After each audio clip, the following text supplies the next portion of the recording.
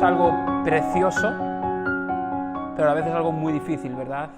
Los que estamos casados diríamos que si no fuese por la gracia del Señor no estaríamos casados. Si no fuese porque a dos pecadores nos une Cristo, no estaríamos casados. Yo no estaría casado. Ya me hubiese divorciado seguro. Pero como creyentes, como personas en las que Dios mora, como hemos visto en 1 Corintios, tenemos todos los argumentos posibles para tener matrimonios que perseveran hasta el final. Entonces, en 1 Corintios 7 vamos a ver algunas lecciones un poquito detalladas sobre temas del matrimonio. Mi meta es ser lo más prudente posible, no ser demasiado explícito, pero a la vez ser suficientemente claro para que no digáis de qué estaría hablando el pastor en esta tarde. Tenemos aquí una familia con nosotros, Lou, Evelyn y su hijo y los gemelos. Él fue parte de nuestra iglesia hace 6 años y están aquí de vacaciones y es una bendición tenerlos aquí. Y bueno, vamos a leer, no sé si alguien se acuerda de ellos, pero nuestra iglesia cambia tanto que yo creo que casi nadie se acuerda de Lou. Pero bueno, si os acordáis de él, saludarle después del culto. Vamos a leer y después voy a orar, ¿vale? En cuanto a las cosas de que me escribisteis, bueno le sería al hombre no tocar mujer, pero a causa de las fornicaciones, cada uno tenga su propia mujer y cada uno tenga su propio marido. El marido cumpla con la mujer el deber conyugal y asimismo la mujer con el marido. La mujer no tiene potestad sobre su propio cuerpo, sino el marido, ni tampoco tiene el marido potestad sobre su propio cuerpo, sino la mujer. No os neguéis el uno al otro, a no ser por algún tiempo de mutuo consentimiento, para ocuparos sosegadamente en la oración y volved a juntaros en uno, para que no os tiente Satanás a causa de vuestra incontinencia. Mas esto digo por vía de concesión, no por mandamiento. Quisiera más bien que todos los hombres fuesen como yo, pero cada uno tiene su propio don de Dios, uno la verdad de un modo y otro de otro. Digo pues a los solteros y a las viudas que bueno les fuera quedarse como yo. ¿Cómo se quedó Pablo? Soltero. Pero si no tienen don de continencia, cásense, pues mejor es casarse que estarse quemando. Padre, de nuevo, háblanos a través de tu Espíritu. Lo pedimos en el nombre de nuestro Salvador Jesucristo. Amén. Entonces, deberes conyugales. ¿De qué está hablando Pablo? La semana pasada, Pablo nos explicó qué no hacer. La semana pasada, no, hace 2 semanas, Pablo nos explicó qué no hacer con nuestra sexualidad. Y ahora Pablo nos explica qué sí hacer. Seguramente, según el pequeño estudio histórico que he hecho, había personas dentro de la comunidad corinta que veían el ascetismo, o sea, el privarse de todo lo físico, como algo muy espiritual.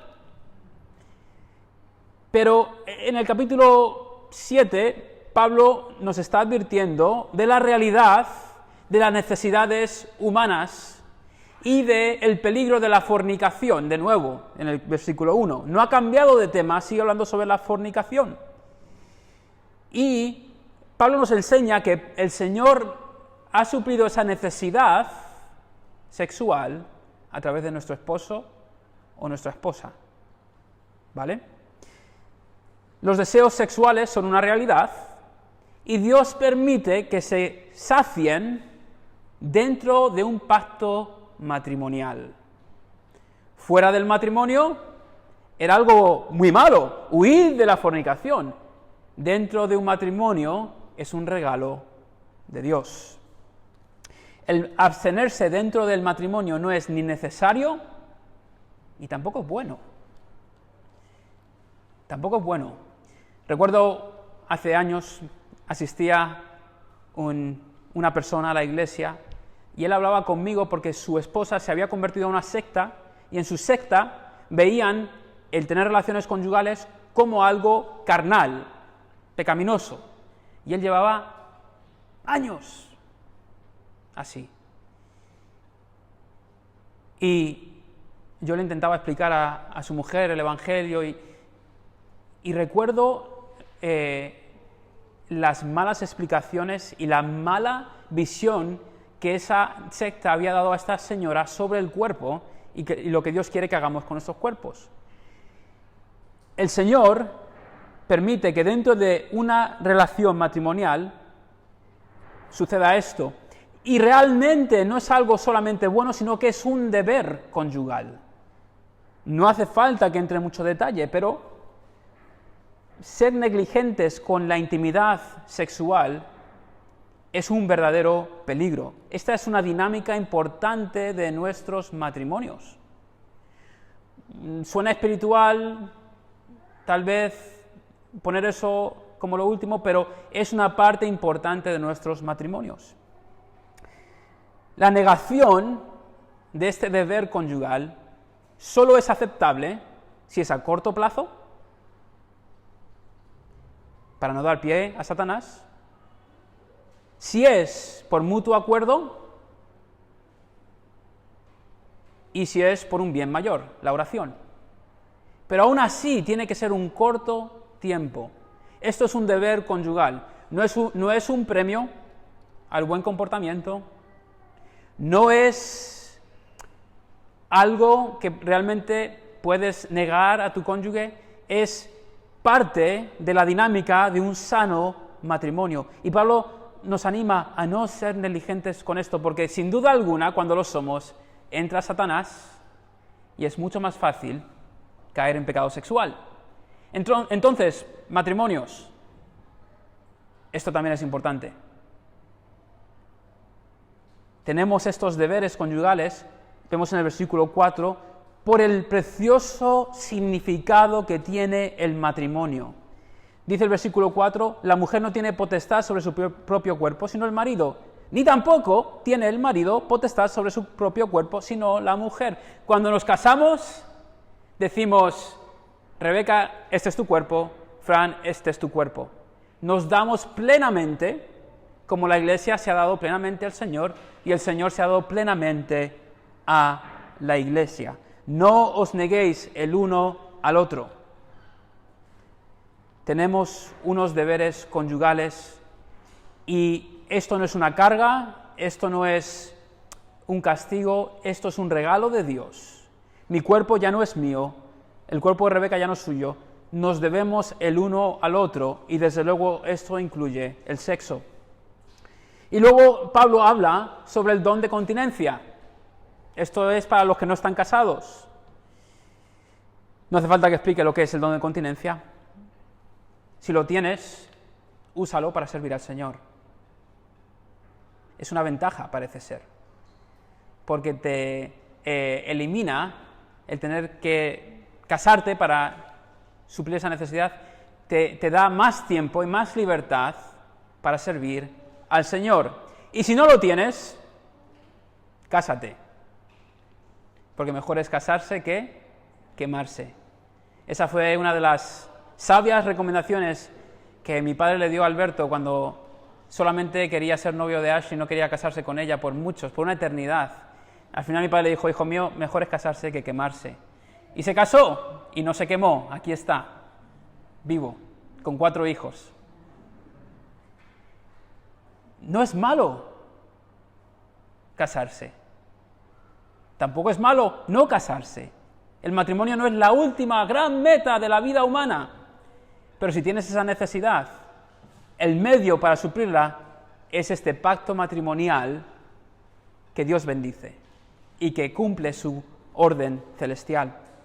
Ahora, seguimos leyendo, esa es la primera parte del sermón. El sermón va a tener 3 partes. Primeramente, los deberes conyugales. Ahora vamos a ver el compromiso conyugal, 10 al 24, bueno, 10 al 17 más o menos.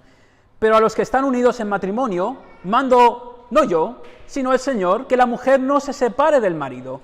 Y si se separa, quédese sin casar o reconcíliese con su marido, y que el marido no abandone a su mujer. Ese es un mandato para todos los matrimonios. Es un principio para todo. Lo que leyó Enrique en en Mateo 19, lo que vimos en Génesis 2. Estos textos eran intencionales. Y el principio es este: no hemos de separarnos, no hemos de divorciarnos. Y esto viene directamente del Señor. La palabra en el griego para separación es una de mis palabras favoritas en griego. Literalmente es chorizo. No es una broma. Y los lectores originales pensarían no solamente en una separación, sino pensarían en el divorcio. Y Pablo dice: no, iglesia, no hemos de separarnos. Y si nos separamos, no podemos volvernos a casar. Al marido nos dice que no abandonemos a nuestras mujeres. Pero es que Pablo continúa y ahora se mete en un tema bastante complejo. Versículos 12 en adelante. Y a los demás yo digo, no el Señor, si algún hermano tiene mujer que no sea creyente y ella consiente en vivir con él, no la abandone. Y si una mujer tiene marido que no sea creyente y él consiente en vivir con ella, no lo abandone. Porque el marido incrédulo es santificado en la mujer y la mujer incrédula en el marido, pues de otra manera vuestros hijos serían inmundos, mientras que ahora son santos. Pero si el incrédulo se separa, sepárese, pues no está el hermano o la hermana sujeto a servidumbre en semejante caso, sino que a paz nos llamó Dios. Porque ¿qué sabes tú, oh mujer, si quizá harás salvo a tu marido? ¿O qué sabes tú, oh marido, si quizás harás salva a tu mujer? Pero cada uno como el Señor le repartió, y como Dios llamó a cada uno, así haga. Esto ordenó en todas las iglesias. ¿Y qué de aquellos que se casan y después se convierten? Y se encuentran en un matrimonio donde hay un incrédulo. Esto no es para aquellos que se quieren casar con incrédulos, ¿vale? Esto es para aquellos que se convierten después de haberse casado. ¿Qué hacemos? Pablo parece que está recomendando que la persona permanezca en ese matrimonio. El abandono no estaba justificado. El estar casado con un no creyente no era una excusa, y ni lo es, para abandonar a la otra persona. Ambos, marido y mujer, tienen la responsabilidad de permanecer. La convivencia no es fácil, lo entendemos. Pero es posible seguir juntos. Y mientras que lo sea, permanecer. Y si el matrimonio no puede funcionar, que sea la otra persona la que abandona el barco. Si el cónyuge incrédulo se sale de este pacto, no hay nada que tú puedas hacer. Pero hay un beneficio en no abandonar el barco y permanecer en el matrimonio. Primeramente, lo vemos en el texto: tu marido o tu mujer, tus hijos, si tú permaneces, seguirán bajo la influencia santificadora de un creyente en casa. Es decir, que tu presencia marca la diferencia. ¿Lo veis en el versículo 14? El versículo no está diciendo que el no creyente se salva, y ahora lo vamos a ver en el 16, que el no creyente se salva porque está casado con un creyente. Lo que está diciendo el versículo es que el creyente esté casado con una creyente, el que un creyente esté casado con una no creyente no ensucia al creyente, al revés, el creyente de cierta manera purifica, santifica al no creyente. Y de igual manera, los hijos están bajo esta cobertura especial de la presencia de Dios en el hogar a través de ese creyente. En el versículo 16, Pablo lo deja claro, porque ¿qué sabes tú, oh mujer, si quizás harás salvo a tu marido? O sea, no es que la persona se salve, pero desde luego que con tu presencia en casa, la persona podrá salvarse. Y el irte de casa, el irte de esa relación, realmente no solamente perjudica al no creyente, perjudica a tus hijos, y te perjudica a ti. Tu hogar te necesita. Tus hijos te necesitan. El encontrarte en un matrimonio donde una persona no es creyente no es una excusa para buscarte una nueva pareja. Dios pone sobre nosotros esta expectativa, que realmente cuando nos convertimos en mejores esposos o mejores esposas, no en peores esposos o peores esposas. Y cuando alguien abandona su hogar, no está representando a Cristo, está siendo muy egoísta. Iglesia, recuerdo cuando mi padre se convirtió, año 1990 y algo. Mi madre, literalmente, pensaba que a mi padre le habían lavado el coco. Y yo recuerdo como mi padre se levantaba, lo recuerdo claramente, como mi padre se levantaba los domingos por la mañana y se iba solo a la iglesia y nosotros nos quedábamos en la cama con mi madre. Pero recuerdo el testimonio fiel de mi padre, el impacto que tuvo en mi madre y en nosotros. Y al final, por su fiel testimonio, todos hemos sido salvados. El reto de Pablo es este. No hay una buena excusa para abandonar a tu pareja. El matrimonio es hasta que la muerte nos separe. Pero es que no conoces a mi mujer. Es que no conoces a mi marido. Todos somos complejos, todos. De verdad, la persona que estás idealizando, si me hubiese casado con esa mujer, sería igual de imperfecta, sería igual de insuficiente. Cuando nos casamos dos pecadores, ¿verdad? Dos pecadores egoístas, dos pecadores cabezones, pero cuando Dios está ahí, el matrimonio puede permanecer hasta que Dios nos separe. En España leía yo un titular que decía que 7 de cada 10 matrimonios acaban en divorcio. ¿Qué estadística? Que no sea así en la Iglesia. Seamos aquellos que permanecen hasta que el Señor diga, basta ya. Y por último, la última enseñanza general, del 17 al 24, creo que toca fibra, por lo menos lo hace en mí.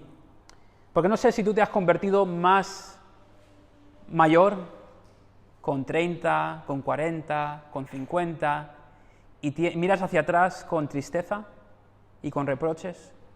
Mira lo que dice el texto, nos ayuda. 17, pero cada uno como el Señor le repartió y como Dios llamó a cada uno, así haga. Esto ordenó en todas las iglesias. Fue llamado a alguno siendo circunciso, quédese circunciso. Fue llamado a alguno siendo incircunciso, no se circuncide. La circuncisión nada es y la incircuncisión nada es, sino el guardar los mandamientos de Dios. Cada uno en el estado en que fue llamado, en él se quede. Fuiste llamado siendo esclavo, no te dé cuidado, pero también si puedes hacerte libre, procúralo más. Porque el que en el Señor fue llamado siendo esclavo, liberto es del Señor. Asimismo, el que fue llamado siendo libre, esclavo es de Cristo. Por precio fuisteis comprados, no os hagáis esclavos de los hombres. Cada uno, hermanos, en el estado en que fue llamado, así permanezca para con Dios. La enseñanza general creo que es esta. Dios sabe cuándo te ha salvado y de qué te ha salvado. La conversión no requiere que deshagas tu vida. Cuando nos convertimos empezamos a ver las cosas de otra manera. Y hay cosas que nos gustaría deshacer o hacerlas bien. Hasta nos gustaría cambiar nuestra realidad. Te conviertes y tal vez dices, ¿qué hago con el desastre que llevo detrás mía? Hay casos muy complejos. Personas, inclusive que se han convertido y han querido recuperar a una esposa que ahora está casado con otro hombre. El convertirte no quiere decir que tengas que corregir cada error en tu pasado. Dios sabe cuándo y dónde te ha salvado, y el que está en Cristo, nueva criatura es. Las cosas viejas pasaron, todas son hechas nuevas. Algunos a lo mejor decís, no tenía que haber salido de mi país tal vez, o no me tenía que haber casado con esa persona. A lo mejor dices, tendría que haber estudiado y no estudié. No valgo nada, no valgo para nada. Ay, hubiese criado a mis hijos de otra manera. Hermanos, la idea es que el Señor te puede usar tal, dónde estás y cómo estás. Entonces, claro, Pablo usa unos ejemplos un poco raros. La circuncisión y la esclavitud. Aquí no hay ningún esclavo. Aquí lo de la circuncisión no se lleva en España. Pero había gente que estaba tentada a circuncidarse o corregir eso, que se podía. Los atletas lo hacían, porque se competía desnudo y le daba vergüenza competir así. Los esclavos a lo mejor se sentían también como ciudadanos de segunda clave. Y es curioso que Pablo los anima a procurar su libertad. Pero si no se conseguía, podían sentirse libres en Cristo. La idea es que cuando nos convertimos, somos útiles, tal y como Dios nos ha salvado. No vivas en constante reproche. No vivas con amargura. Vive con esperanza. Y recuerda, cada uno, hermanos, en el estado en que fue llamado, así permanezca para con Dios. Porque dice el versículo 20 también, cada uno en el estado en que fue llamado, en él se quede. El 17 creo que es el versículo que más me ayuda, pero cada uno como el Señor le repartió y como Dios llamó a cada uno, así haga. Esto ordenó en todas las iglesias. Interesante cómo todo esto encaja y es muy fácil de aplicar, ¿verdad? La primera aplicación es simple. Cuidemos nuestros matrimonios. Cuidemos nuestros matrimonios. El matrimonio tiene la tapa puesta, Ángel. El matrimonio requiere cuidado, requiere intencionalidad, requiere comunicación. Y en eso os queremos ayudar, iglesia. Ningún matrimonio es perfecto. Mi matrimonio no es perfecto. Ningún matrimonio es perfecto. Si estáis pasando por momentos difíciles, por favor, queremos ayudaros, hablar con nosotros. Cuidemos de ellos. No van a ser perfectos ni van a estar sanos por defecto. Requieren un discipulado y todas las capas de nuestro matrimonio son importantes. No demos pie a Satanás. Esto va a tener una aplicación diferente en cada matrimonio, lo entiendo. Pero por favor, os ruego, cuidemos nuestros matrimonios. Démosle la importancia que requiere en cada faceta, en lo emocional, en lo espiritual, en lo físico. Todo es importante. Si no estás casado, el matrimonio no es la meta suprema. Si te quieres casar, pídele al Señor que te dé una pareja, pero sé paciente. El Señor es suficiente. Segundo, aquellos que están cansados de su esposo o de su esposa, os diría, no tiréis la toalla. Peleemos hasta el final. Dios quiere que estemos juntos hasta el final. La mujer no debe separarse, el marido no debe abandonar. Y con el Señor esto es posible. Para los que os encontráis en una relación en la que la otra persona no es creyente, la enseñanza es la misma: no tires la toalla. Tu presencia en esa unión marca la diferencia en la vida del cónyuge y en la vida de tus hijos. Sigue pacientemente marcando la diferencia. La conversión no es una excusa para abandonar un matrimonio, sino una oportunidad para evangelizar, para discipular y para representar a Cristo. Peleemos por nuestros matrimonios, cuidémoslo.